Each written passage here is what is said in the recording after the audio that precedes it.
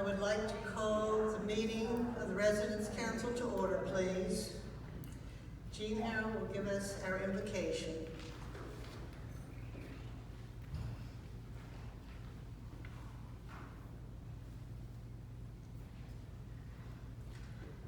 Let us pray.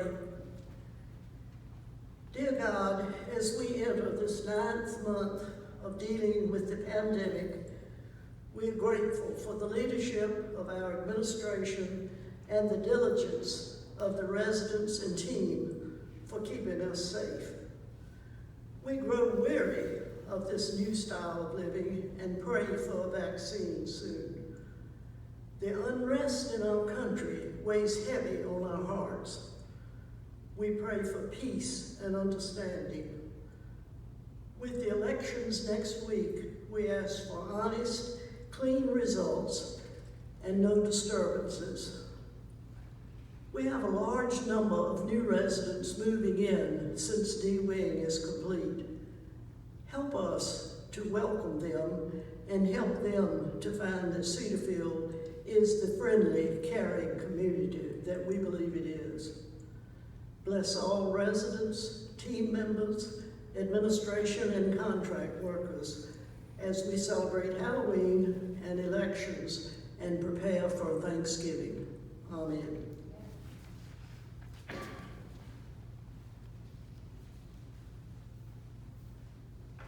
Thank you, Jean. Are there any corrections to the minutes from last meeting? And the minutes will stand approved as delivered. I want to welcome you to our October Cedarfield Residents Council meeting. We're entering the holiday season with many different and hopefully some new ideas about how to celebrate Thanksgiving, Christmas, and Hanukkah with COVID. Here at Cedarfield, we are going to have something. Extra Thanksgiving meals will be available for takeout like they were last year. And then our Christmas party, though, will not be the same this year, but our reason for giving to those who provide so much for us has not changed. After me, you will hear from 2 of our chairmen about some of the planning for the employee Christmas party to be held on Thursday, December the 10th. We also have some good news about having the atrium open 7 days a week now for takeout, breakfast, lunch, and dinner. And that offers many opportunities for small groups to get together in their apartment or cottage. I hope you have enjoyed having a few visitors this month. We're slowly entering phase 3, and hopefully everyone will stay healthy, which will allow us some extra visitation time. Along with the holidays, the 25th anniversary plans are underway. In November, look for the display of artifacts, speakers on Cedarfield's history, a Thanksgiving tree, among other activities that are planned for us. And another thing, if you have not voted, please be sure to take advantage of the voting in person on November 3rd. Cedarfield is providing transportation. If you'd like to go early, there's still an opportunity, a couple of days this week, and you can vote ahead and avoid some of the longer lines. And they are also providing transportation for this. See your Touchtown for information on that. I have one announcement to make today. Tom Maxwell has agreed to be the chairman of the nominating committee. If you have any suggestions, please contact him. We will be electing a president-elect and a secretary-elect. And in closing, I want to share with you this month's act of kindness.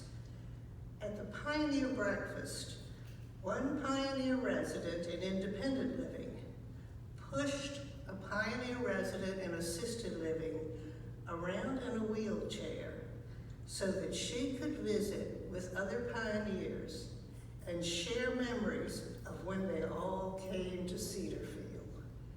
The kindness in Cedarfield is endless. And now I would like to call Don Falls and Dash up to report on the Employee Christmas Fund. Don?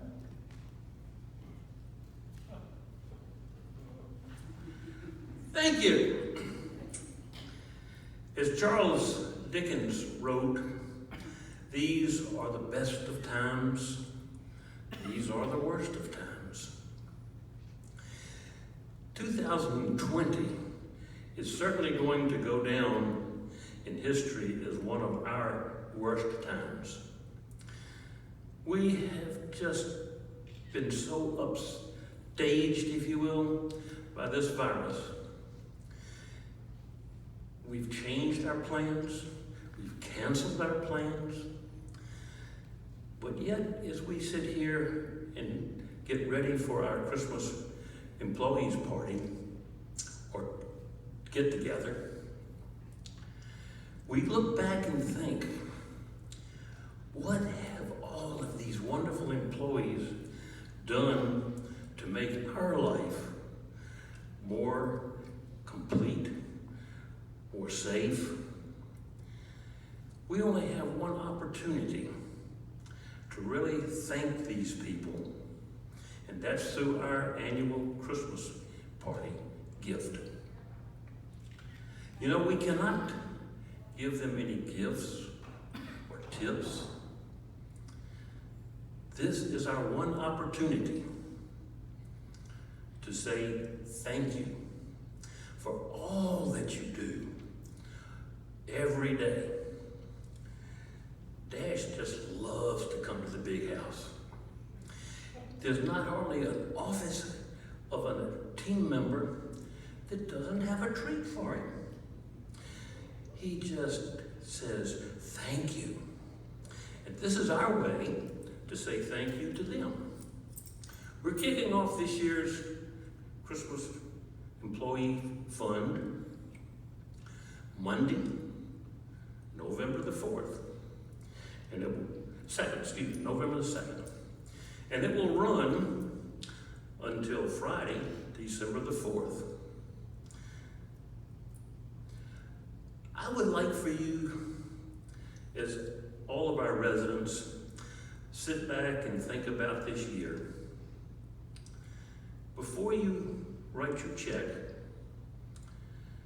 reflect back. How many times has one of the team members really done something that I need to thank them for? I'll bet you that list, if you were to write it down, would cover more than a page. So this year, I urge you to consider giving, not, as so many people said, until it hurts. No, this year, we're going to give until it feels good. And that's going to be our sort of model and our slogan for this year's campaign. Give until it feels good. I close with my favorite little prayer from the Irish. Friends, we do not have much time. Life is short. So what shall we do? Be swift to love, make haste to be kind, so that we may show our love to those around us today, tomorrow, forever. Shalom.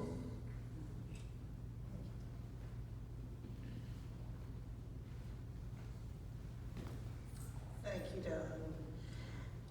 We are also going to hear from one person, but there are two chairmen of our Christmas party, or plans. We would want to start changing the word maybe.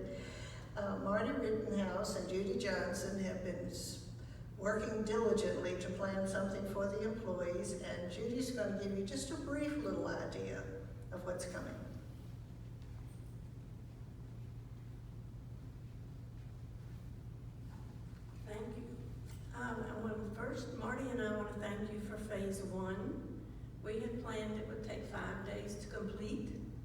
did it in 2. So thank you very much for everybody who helped with that. And we thought that was pretty big and major, but it looks like phase 2 is going to be even bigger. But we can't have food, we can't gather, so all we can do is surprise with secrets. Christmas is about secrets and surprises. So I can't tell you about phase 2, but everybody will be involved. And I'm going to ask the area reps that are here to please stay after the meeting so I can delegate to you a little job. And that'll help us spread it around so everybody gets to be involved. And we can't talk about it now because it's on TV and we're keeping it a secret. So if you don't hear from your area rep, let me know and I'll stir them up. And our next workshop will be November the 5th in the Fellowship Hall from 7 a.m. to 1:45. It'll be so much fun. You won't be able to stand it, but come anyway. Okay? Thank you.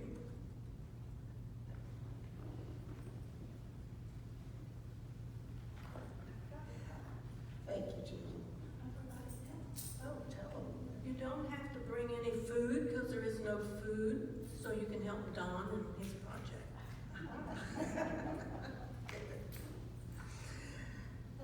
Thank you, Judy. We will now hear from our Executive Director.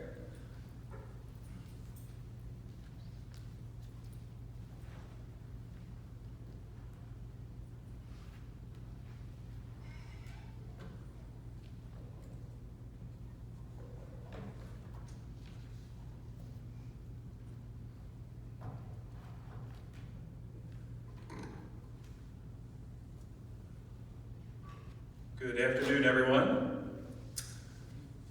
I'm going to start off with great news.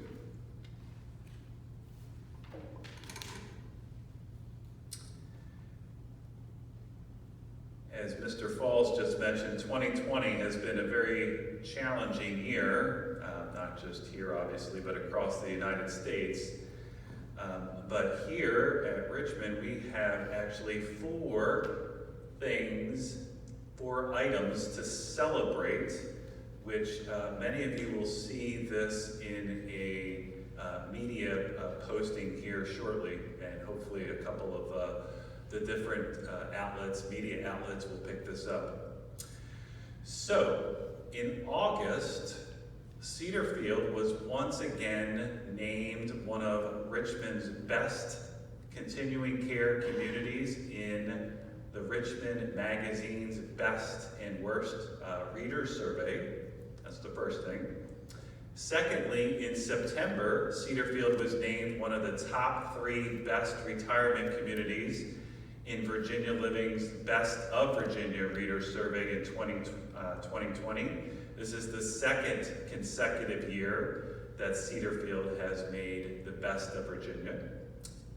The third thing, in October, Cedarfield, along with Pinnacle Living, a non-for-profit provider here in the Commonwealth, was awarded a Top Workplaces 2020 designation by the Richmond Times-Dispatch, earning 2nd place in the large company category, which there are 4 categories in this designation. This is the 3rd consecutive year that Pinnacle Living and Cedarfield have been included on this prestigious list. And also in October, Cedarfield earned a top 3 recognition as Best Retirement Community in the Richmond Times-Dispatch, the Best Readers Survey. So, in the middle of this global pandemic, here recently, we have 4 huge things to celebrate on the top of these prestigious lists. Our residents deserve the very best, and we are extremely thankful and grateful to the people in the greater Richmond area and these publications that have recognized the residents and this amazing team here at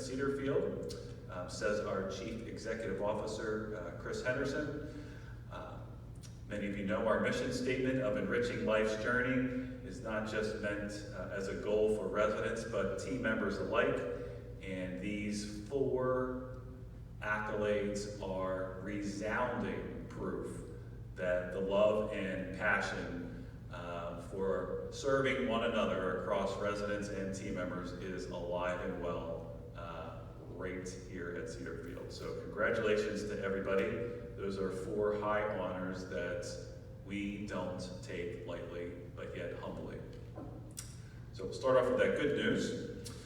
Secondly, just a few items from the last resident council. Two main things came up for me. One was Mr. Beck in area 10 talked about the water leaks, and we do have intentions to fix those leaks on Monday. We will have a hot water outage here in the main building from 8 p.m. To 6 a.m. on Monday night, going into Tuesday. So more information, everyone will receive a flyer about this notification here shortly, and that will fix 7 different leaks in that area. And so apologize for the delay. The plumber actually canceled on us twice here in the last 30 days. The second major thing that was brought up here at the resident council meeting last month was the I call it the discoloration of the bricks outside of the main building, particularly in the wellness building. And actually today there should be a power washer, a company who is power washing that brick around the main building. So 2 housekeeping items from last time. Actually a third, I have good news to share. Drum roll please. We have a pictorial directory, a labor of love here. The Wellness and Leisure team have been working tirelessly over the last really 2 months to put this thing together. And so those that are here in this room can pick one up. You can see 270 of them here on a table. The Wellness and Leisure team has said, if anybody wants to pick theirs up today, from 3 to 5 o'clock, feel free to come down to the fellowship hall to pick one up. After today, if you would go, if you want to pick up your pictorial directory, you can simply go into the wellness building down on the 2nd floor and see Lori in the Wellness and Leisure suite close by to the pool. You can pick yours up throughout the week. So thank you to Lori, who's been at the helm of putting this together. Thank you to Dr. Watts, Mr. and Mrs. Rutger, who have helped put these together, in addition to many other team members in the Wellness and Leisure department. So this is phase 1 of the binder. Phase 2 will come out here in the next several weeks as we get more permissions from the residents who live in assisted living and the health center. So 3 items from our last meeting. A little bit of a COVID update, real quick. Last week we had said our dashboard was completely green across all 3 different levels of care. That has dramatically changed over the last week. I am putting together a memo which should be in your cubby box and or mailbox probably later tonight or definitely early tomorrow morning. Essentially, we had a team member who tested positive. She actually came forth. She was symptomatic. Came forth. We went through our new protocol of contact tracing. Hopefully you all have heard that term now. And that contact tracing led us to 18 different people that were persons under investigation, we can call them PUI, of whether or not we should continue to either test or interview folks. So we found 18 people. We tested all 18 people. And the good news is of those 18 people, 15 of those had a double negative test on the first 2 days of this week. So that's the good news. The not so good news is we had 3 other, of those 18, 3 people did test positive, And then we contact traced those 3 people, which led us to a particular positive up on assisted living, led us up to healthcare, where we're still investigating something up on healthcare, so I'll have more information tomorrow, and led us to a resident in independent living. So our dashboard's not green right now, but it's well managed. The evolving preparedness plan that we have in place enabled us to act so quickly and follow the trail of where folks might have been exposed. Those of you that don't know, the CDC has a new definition of exposure, which is a total of 15 minutes over a 24-hour period of time within 6 feet. So there's more math that we have to do in order to really find a number of people that we want to continue to investigate. So the not so good news is that there are some cases here on the community. The better news is the evolving preparedness plan is working very well. The team, we got off a call this morning with the team, and I said, "How y'all feeling?" And universally, the team said, "We are confident." And it really is because of the plan that we have put together along with these agencies that are helping us. So the memo will come out later today or tomorrow morning. And I think that is it, unless anybody has any questions, comments? Very good. Thank you.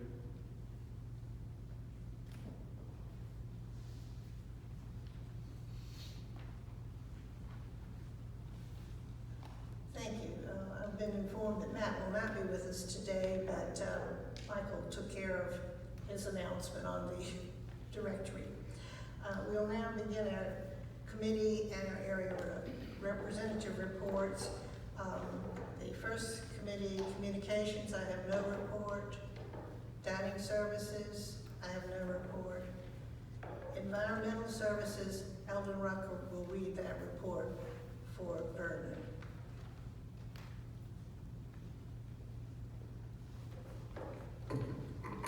Thank you very much. The Environmental Committee met on October the 6th and dealt with a number of issues. I'll try to highlight those. The first topic was was really focused on the pond trail and its need for cleaning it up in the near future. So that still will be an issue to deal with. It was also noted at the meeting that the planting of shrubbery, which will come along later, will enable the appropriate water movement to control along the trail, so that'll work as well.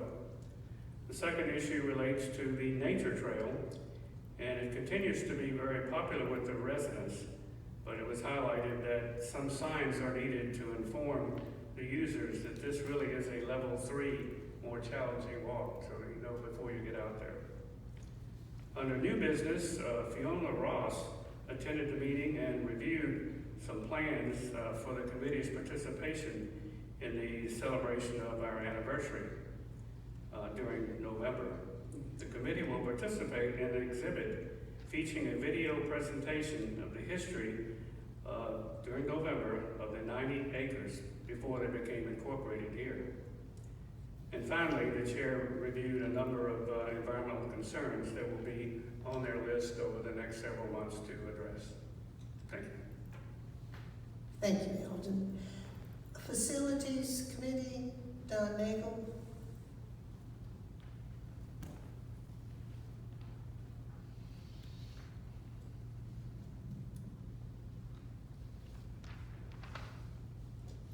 The Facilities Committee met back on October 20th, discussed all kinds of things for over an hour. To save you listening to it, we've submitted our minutes. I invite you to read them. Thank you. Thank you, Don. The Finance Committee has no report this time. The Flower Committee, Louisa.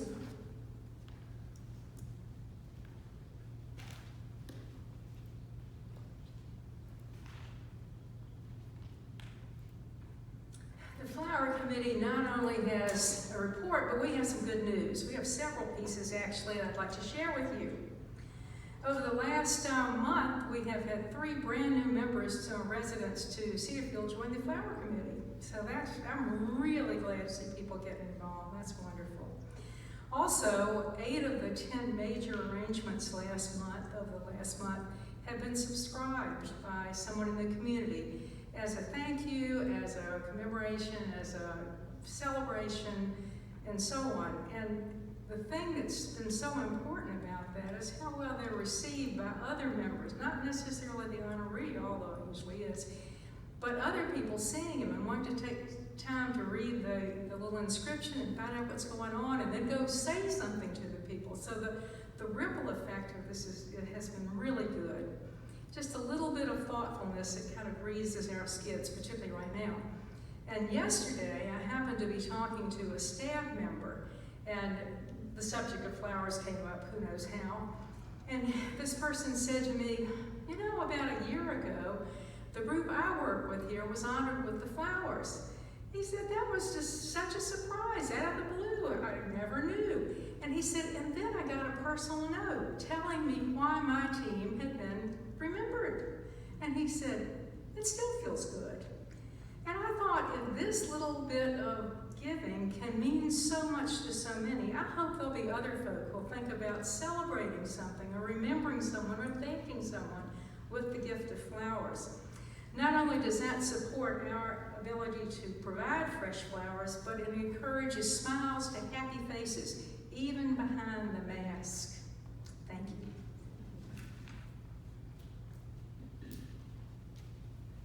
Thank you, Louisa. Gardening has no report. Health Services, Elvira.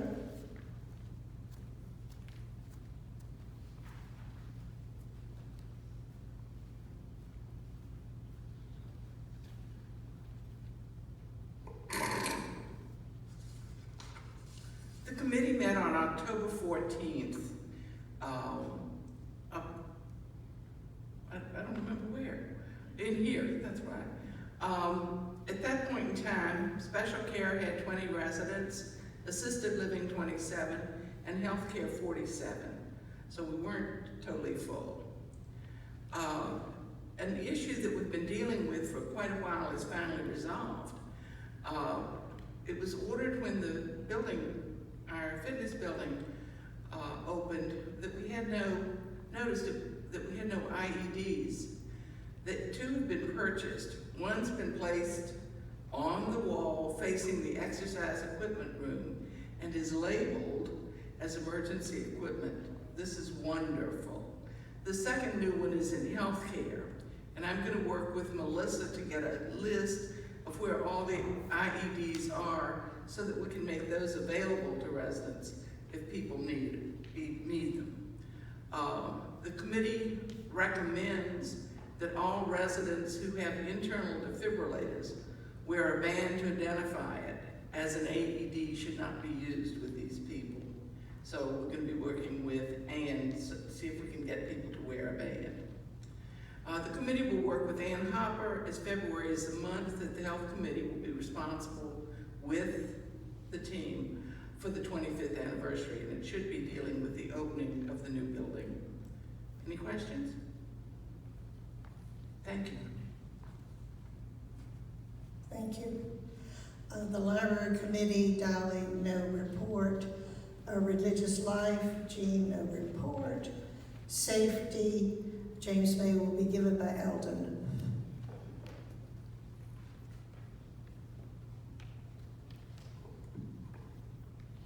The Safety Committee met on October the 20th and has several issues to highlight. Various old and new issues were discussed, including speeding on the campus by security guards, team members, and residents. The security guards were highlighted as the worst offenders, and in one issue, apparently some have been seen using their cell phones. Second issue, lighting and marking need to be improved at the footpath that runs from town center through the shade garden to the cottages. In the past, there have been some tape that is unsightly and has come loose, And the general feeling is the yellow paint, which has been used in other areas, is more effective to highlight particularly safety needs. The last issue is the nature trail, the routes there, and also in the path around the pond, they need to be painted. If you haven't been there, they do put paint, white or perhaps yellow paint, just so people don't trip over the roots that are in the path. Thank you. Thank you. Welcoming Committee, Nellie Keener will give the report.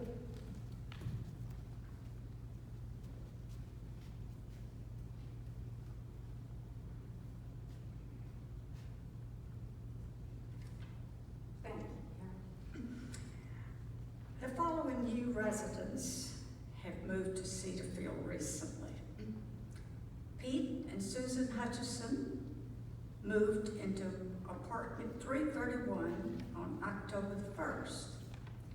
They moved to Cedarfield from North Chesterfield. Emma Wise moved into apartment 391, D-Wing, on October the 7th. Emma moved from Richmond. Charles and Elizabeth Carey moved to apartment 389, D-Wing, on October the 13th. They moved to Cedarfield from Richmond. Pat Beatles moved to apartment 410 on October the 22nd. Pat moved to Cedarfield from Midlothian. On October the 1st, we had a welcoming session in the hub, and 9 new residents attended. Carol Marco, our president, and Eldon Rucker, president-elect, joined us, and they answered many questions that these incoming residents had. Dining services had prepared light refreshments, and Steve, the dining room manager, was also there, and he told these residents of the various dining services that were offered here. It was a nice, pleasant gathering. We have scheduled another welcome session for incoming residents on this Friday. Thank you. Thank you. Wellness and Leisure Committee, Elton will give that report.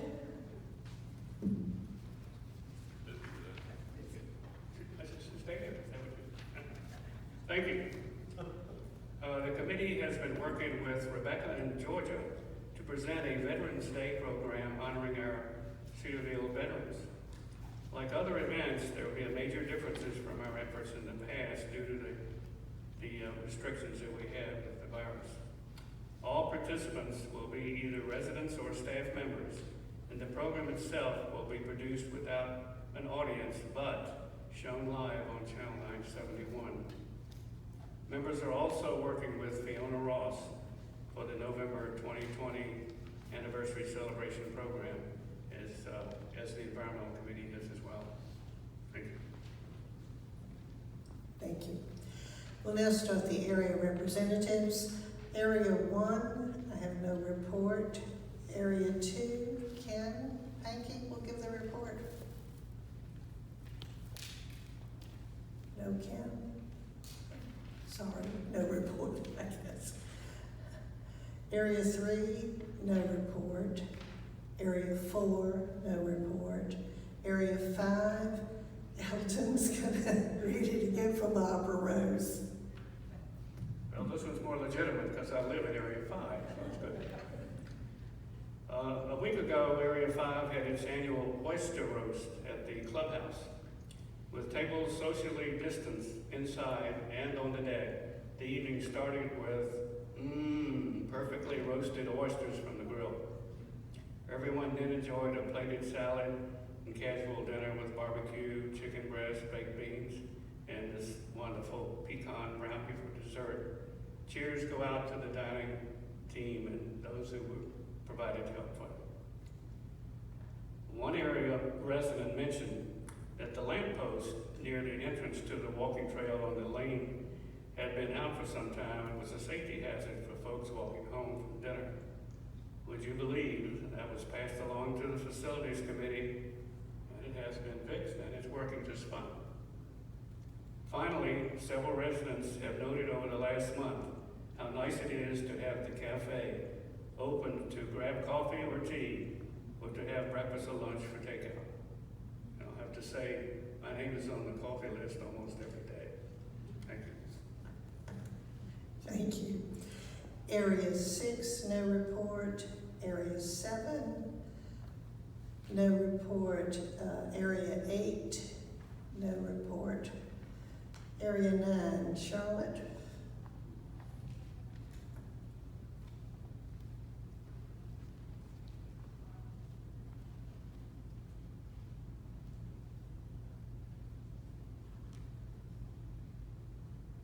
Good afternoon. Area residents in the Area 9 have some concerns and ask that we share these concerns.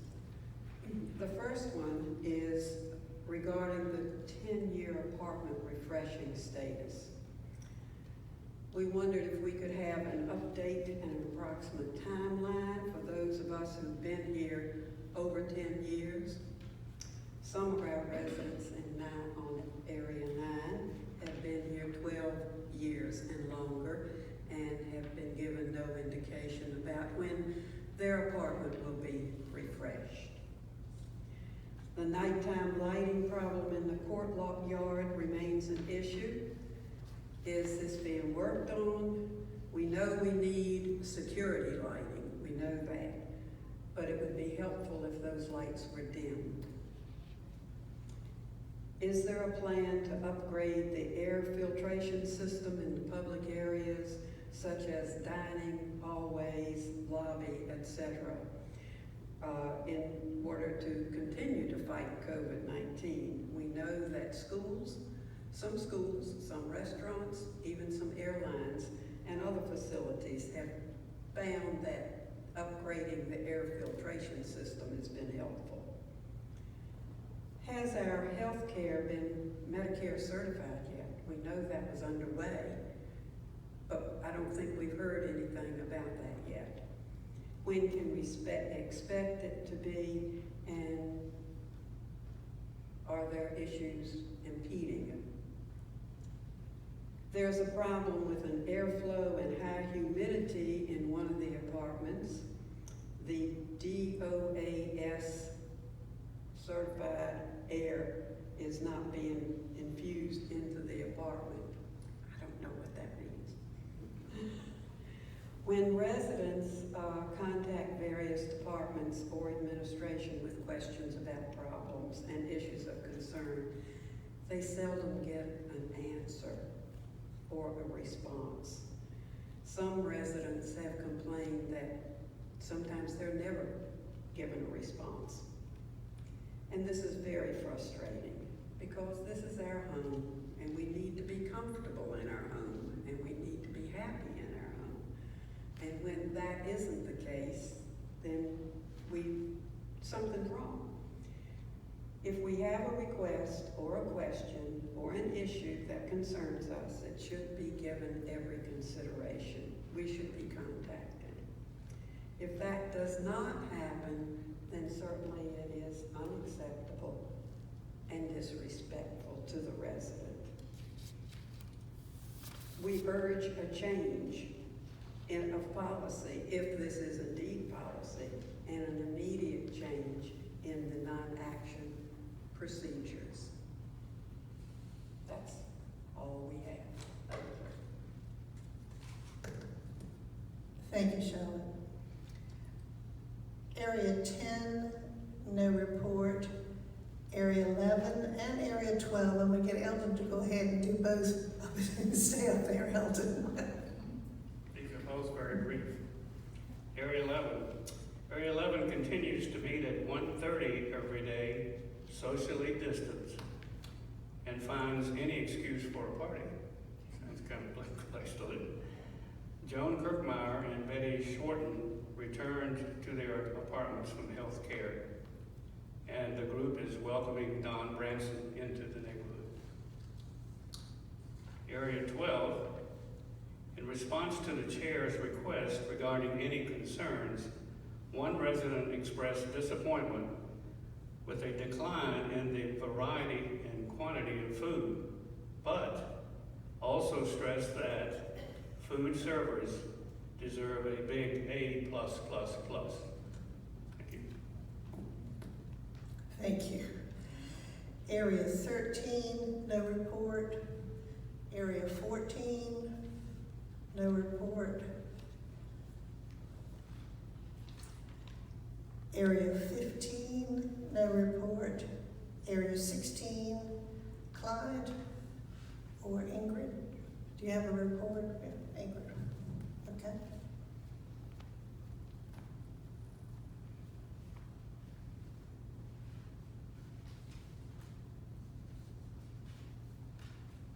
All residents in Area 16 have been contacted by phone to check on how they're holding up. We had many neighborly conversations and everyone seems to be hanging in there. One topic that came up twice is the new sign-out procedure. Instead of convenient phone call to the front desk, now each resident is required to sign out in person as well as sign back in person. For far-reaching 400 number of apartment residents, this requires a separate walk to the concierge desk before leaving and after returning. That procedure has been questioned.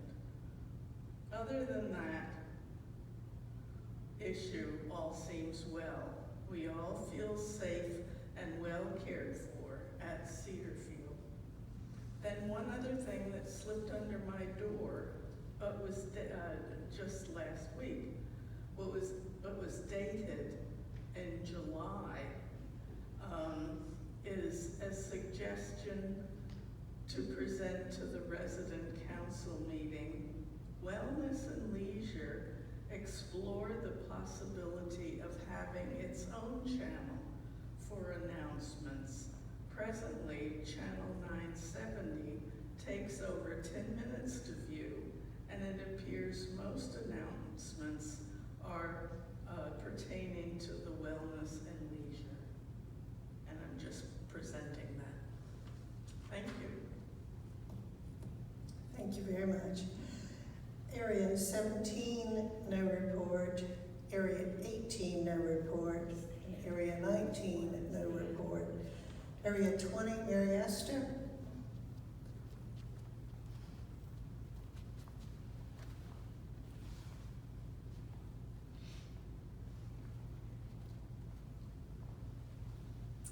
I am the temporary representative for Area 20, and that's, of course, of the new building, D-Wing. And there are 7 apartments now occupied there. And Bunny Stain moved to apartment 483 on October 14th. Bunny had been living at Cedarfield for a very long time in a cottage.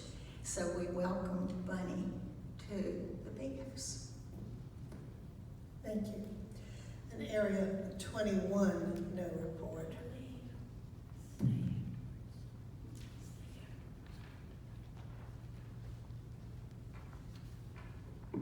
Well, today seemed like a shorter meeting because fewer reports, which is typical. Some months very busy, some months slow. But everyone, I hope, will get ready for the holidays. We do have a nice little surprise from Wellness and Leisure. For each chairman and area rep, there is a gift for you. If you've not already gotten it, it's a water bottle. They're in the back, and they would like you to take one as a gift from them. So I think it's awfully nice that they're surprising us and show their appreciation. Is there any other business to be held, old business